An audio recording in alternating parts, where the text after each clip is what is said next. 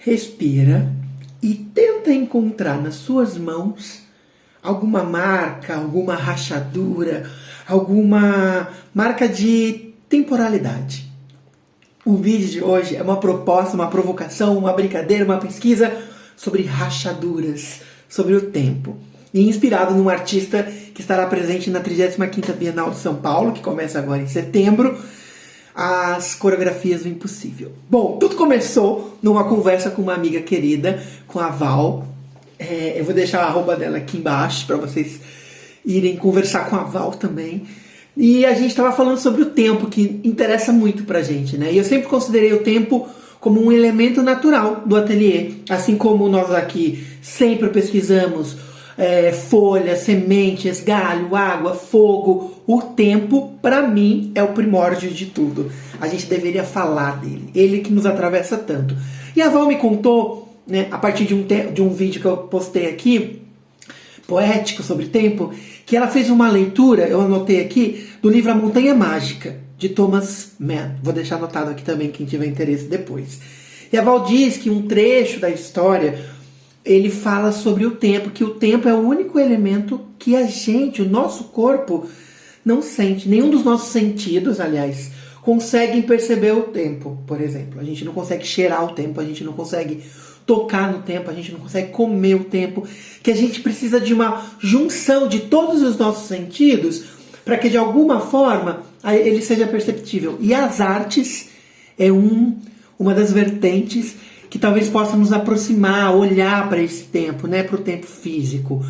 E aí a gente começa do micro, nosso próprio corpo, de dentro para fora. Como é que meu corpo é? Cadê as marcas? Onde são as marcas de expressão? Os pelos que vão mudando de cor, de espessura, os tamanhos, né, dos músculos, dos órgãos, dos membros, que tem modificação por meio do tempo.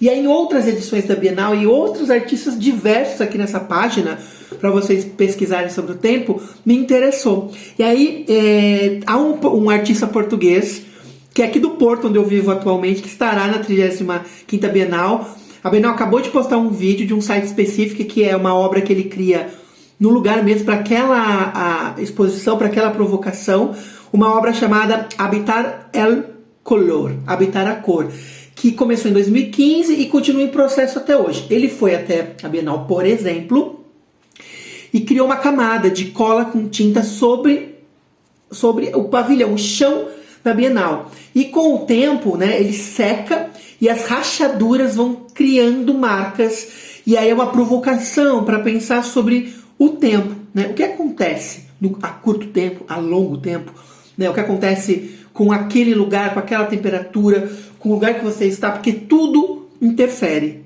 no que se diz ao tempo, né? E aí eu fui olhar para Carlos Bunga, que eu não conhecia. Ele traz uma materialidade muito bonita, materiais que pra gente, para pesquisar com as crianças, né, riquíssimo. Eu vou colocar algumas imagens no vídeo aqui ao lado, na feed do Instagram, de outras obras dele. Ele é um multiartista visual e trabalha com diversas linguagens das artes, sobretudo as instalações, né, e provoca mesmo a gente a pensar na materialidade, nos materiais, no que é simples e que pode se transformar grandioso. Então meu convite aqui é pra gente olhar para dentro do nosso ateliê, para as nossas possibilidades e pensar como é que a gente pode falar do tempo a partir de que material. Por exemplo, eu tenho aqui, opa, minha lupa caiu, algumas argilas, alguns pedaços de barros que com o tempo foi secando e foi se transformando na cor, foi se transformando também aqui nas rachaduras. Esses azulejos, eu estou criando umas peças que eu vou recolhendo pedaços de azulejos ao fundo do rio. Minha sobrinha Helena adora fazer isso também, que já foi interferido pelo tempo, porque as pontas estão bem arredondadas com a água, né, que vai moldando.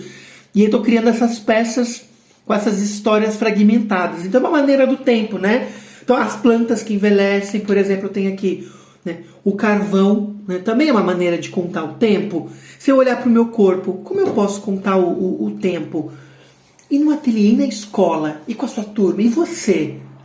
qual é a possível maneira de se pensar, olhar e perceber o tempo com todos os sentidos.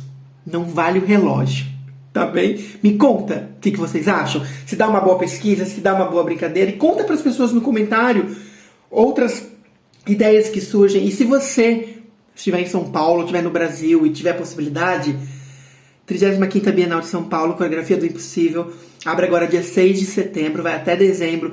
Então façam as marcações, levem as crianças, ocupem o espaço de arte contemporânea com as crianças, sobretudo a primeira infância, tá bom? Um beijo e boas pesquisas, até daqui a um tempinho.